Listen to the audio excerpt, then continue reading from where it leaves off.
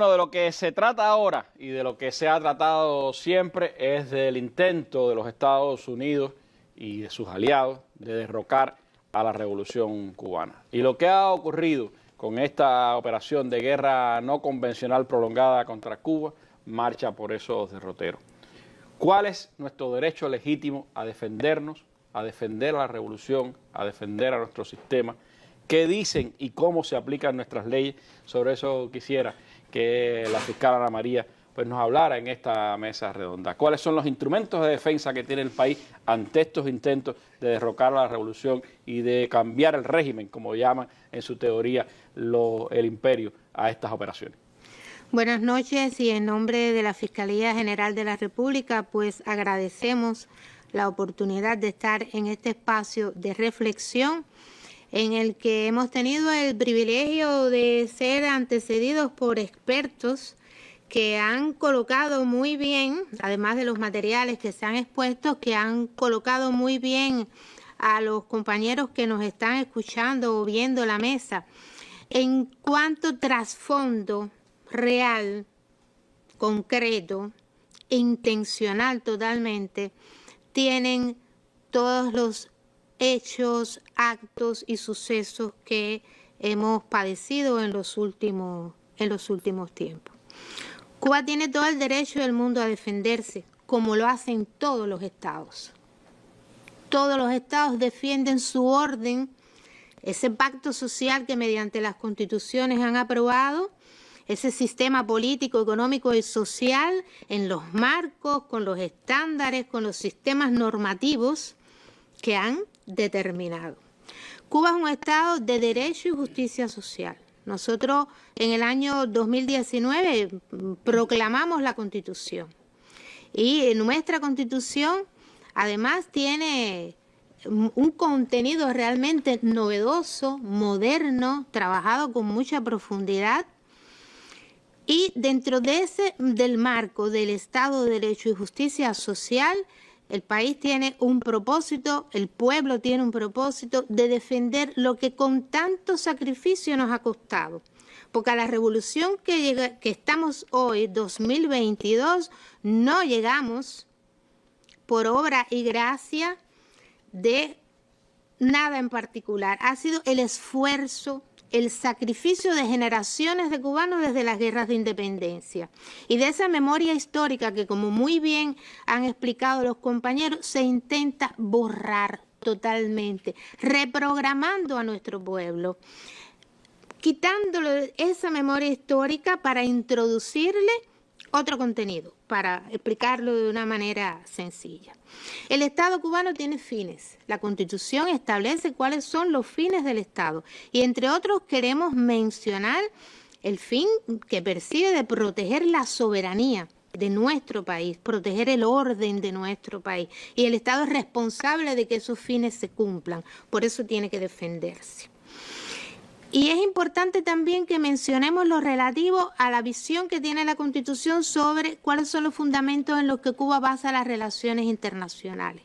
El respeto a la autodeterminación, el respeto al derecho a elegir el sistema, el respeto a la no intromisión en los asuntos internos de un país. Todo lo que hemos visto en la mesa hoy, desde los materiales expuestos, no hacen otra cosa que reflejar actos conscientes, deliberados, de un Estado extranjero de interferir en nuestro país. Y si no lo ha podido hacer mediante la fuerza, como muy bien se ha explicado, pues vamos a tratar entonces de manipular a las personas, vamos a tratar de aprovechar determinados eventos, circunstancias, que son carencias, que son situaciones, como se ha explicado, que tienen origen, que tienen causas, porque estamos totalmente cercados.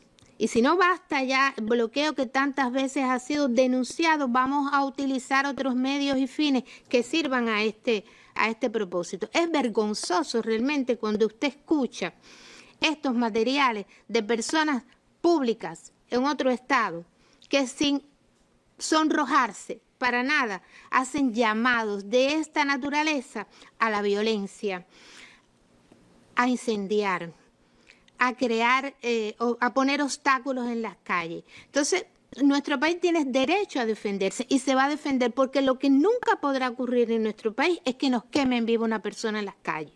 Eso en Cuba nunca puede pasar. Nuestro Estado tiene el valor, nuestro pueblo sobre todo, que es el constructor, que es el artífice de todo lo que hemos logrado hasta ahora, tiene el derecho a defenderse, porque no nos puede ocurrir eso. Y la intención es esa, es ir escalando, es ir llevando a situaciones que se hagan inmanejables, que no se puedan conducir, que lleven al caos, y en ese caos siempre están ya designadas las manos y los actos que hay que hacer para realmente que se produzca, que se prenda la chispa, y entonces, bueno, vienen todas las demás declaraciones supuestamente fundamentadas y argumentadas en el derecho internacional. La Fiscalía General de la República, por mandato del artículo 156 de la Constitución, tiene como misión fundamental ejercer el control de la investigación penal y el ejercicio de la acción penal pública ante los tribunales en representación del Estado, además del control general de la legalidad, como muy bien se explica en ese artículo. En función de esta misión, la Fiscalía siempre no ha dejado de controlar los procesos penales, ejercer el control de la legalidad sobre los procesos penales, porque como hemos visto, no estamos hablando de las personas que pacífica, públicamente puedan congregarse en un lugar, acudir a una institución, a plantear un elemento legítimo que tengan sobre derechos. Las autoridades tienen sus sedes institucionales. Y cada vez más el país y la dirección del país está llamando a que la dirección de las instituciones se acerque más a los lugares, se acerque más a la comunidad. Pero nada obsta para que las personas puedan plantear una preocupación legítima, además. Lo que no es legítimo es tratar de convencernos, tratar de persuadirnos que bajo esa supuesta legitimidad, pues entonces es válido, pues entonces hay que permitir la impunidad, pues entonces hay que dejar hacer, porque allí eso sí no puede ocurrir. Ahorita, cuando el compañero Helio hablaba sobre el tema de la judicialización de la política, hay una nota que en este minuto que estoy abordando este tema no quisiera dejar de mencionar. Estados Unidos ha sido el principal promotor del asesoramiento a los sistemas de justicia de América Latina. Pero ese asesoramiento al sistema de justicia de América Latina no tiene otro fin que formar a los jueces y a fiscales y dotarlos de las herramientas para que en ese sentido puedan utilizar el sistema legal de un país para poner en crisis el orden, para restarle credibilidad al liderazgo de esos países legítimamente constituidos mediante elecciones. Ese es el fin, y crear una masa domesticada. Sergio Moro fue uno de sus más destacados alumnos. Exactamente. Sergio Moro y todo el caso, como también ha sido contra Cristina, ¿verdad? Como también ha tratado de hacerse con otros estadistas de la región y del mundo, porque ejemplos se han puesto sobre eso. Entonces, retomando la idea de que cuál es la misión que tiene la Fiscalía, pues sí, efectivamente, están en investigación procesos penales donde se profundiza justamente por los órganos encargados en nuestro país de practicar las diligencias, las averiguaciones de los hechos conocidos para ejercer el control sobre ese proceso y en consecuencia tomar las decisiones procesales que corresponda de acuerdo a la responsabilidad probada de los autores de estos hechos que son constitutivos de delito. En una nota reciente la Fiscalía hablaba precisamente de esas violaciones, cuáles se han podido ir identificando. Exacto. Nosotros, el órgano publicó la semana pasada, reciente, como lo ha venido haciendo con frecuencia durante este año, porque en otros momentos hemos ido dando información al pueblo a través del portal de la Fiscalía, de, no decir, elementos de información de interés sobre los procesos que se están controlando.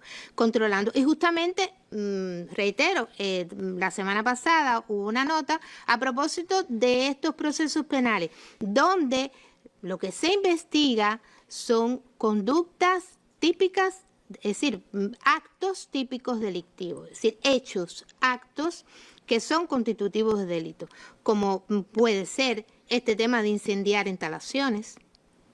Eso es inconcebible, no se justifica, y como hemos visto, los principales instigadores no están. No son los que ponen la mano, pero están identificados los autores y se profundiza hechos, circunstancias, todos los hilos que mueven esa actuación, justamente para en su momento, como resultado de la investigación, pues tomar las decisiones y en los casos que corresponda, poner a las personas a disposición de los tribunales. ¿Qué otras conductas? Estamos hablando, además de esto, de incendiar no solo las instalaciones, sino obstaculizar las vías públicas, impedir que el tránsito vehicular y de las personas por las calles, pero además no solo es eso, es que además se han incendiado neumáticos para eso, para realmente lograr, pero ha habido graves ofensas y actos de agresión contra las autoridades. Y no estamos hablando solo de las fuerzas del orden, estamos hablando de funcionarios que estuvieron en el lugar.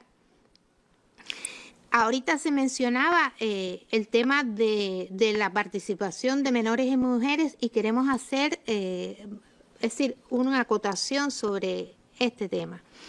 Hay un deber de protección hacia los menores de edad, por su familia, por los padres en primer lugar. Es incalculable el grado de riesgo que se coloca cuando en una situación de ese tipo usted pone a un menor de edad. Porque usted no puede ser capaz de predecir por dónde va a discurrir, por dónde van a discurrir los hechos si ese elemento no se contiene.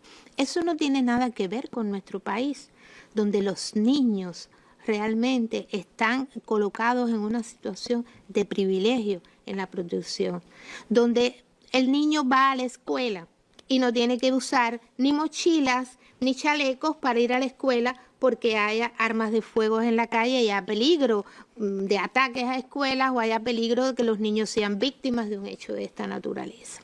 Entonces eso no es normal. Esa no ha sido la característica, la cualidad de nuestro pueblo en la historia, donde la gente discurre libremente por las calles, sale, pasea, va a este lugar, hace visitas. Los niños, hay familias que casi normalmente, de acuerdo a la capacidad progresiva del niño, cuando los niños van creciendo, ya llega el momento en que van a la escuela solos, regresan de la escuela solos y no pasa nada. Entonces, bien, de utilizar a los menores, de colocarlos en esa situación, de generar este ambiente de violencia, este ambiente de inseguridad, este ambiente de que no hay tranquilidad ciudadana, vamos a llegar entonces a que haya peligro o haya alguna situación con nuestros menores de edad.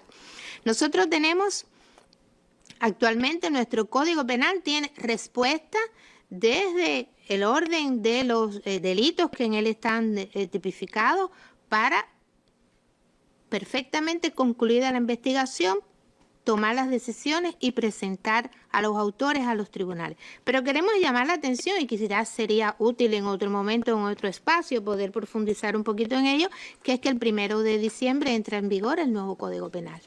Luego de un estudio profundo de derecho comparado, justamente de esto que aquí se ha explicado, en que todos los estados se han defendido a partir de la amenaza que representa la incitación a la violencia y las redes sociales.